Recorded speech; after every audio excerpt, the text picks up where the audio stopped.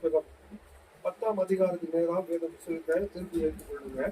அப்போஸ்தலர் 10ஆம் அதிகாரம் வாசிக்கிற முதல் வசனத்திலிருந்து வாசிங்க.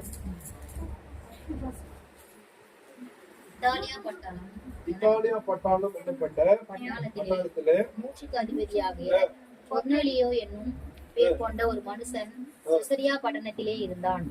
அவன் தேவ பக்தி உள்ளவனும் தன் வீட்டார் அனைவரோடும் தேவனுக்கு பயந்தவனாயிருந்து ஜனங்களுக்கு மிகுந்த தருமங்களை செய்து எப்பொழுதும் தேவனை நோக்கி ஜெபம் பண்ணி கொண்டிருந்தான்.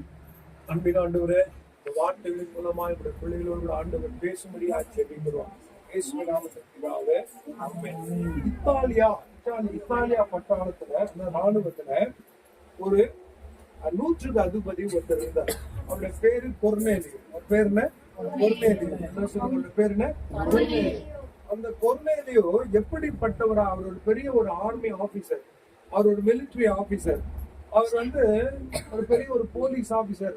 அப்படின்னா அவங்க எப்படி இருப்பாங்க? ஒரு கம்பீரமா இருப்பாங்க, ஒரு மாதிரி யாருக்கிட்டே அவ்வளவு சீக்கிரமா டப்புன்னு பேச மாட்டாங்க, ஒரு ஒரு விதமா இருப்பாங்க.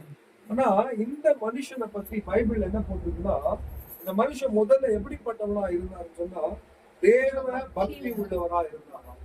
எல்லாருக்கும் ஒரு தேவ பக்தி வேணும்.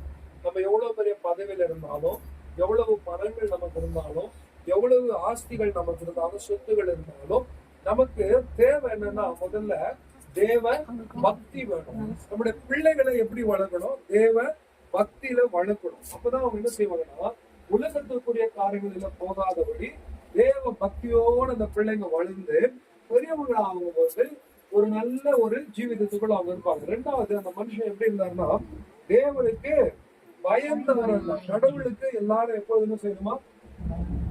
சொல்லுங்களேன். கடவுளுக்கு என்ன பண்ணணும்? பயப்படணும்.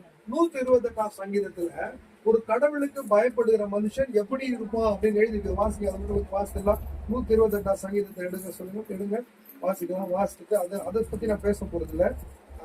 கர்த்தருக்கு பயந்து அவர் வழிகளில் நடக்கிறவன் எவனோ அவன் பாக்கியவான். உன் கைகளின் பிரயாசத்தை நீ சாப்பிடுவாய்.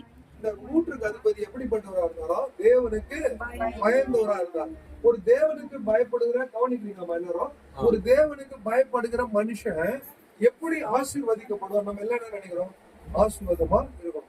என் வீடு ஆசீர்வாதம், என் கணவன் ஆசீர்வதிக்கப்பட்ட கணவனா, என் மனைவி ஆசீர்வதிக்கப்பட்டவங்களா இருக்கும், என் பிள்ளைகள் எல்லாம் ஆசீர்வதிக்கப்பட்டது.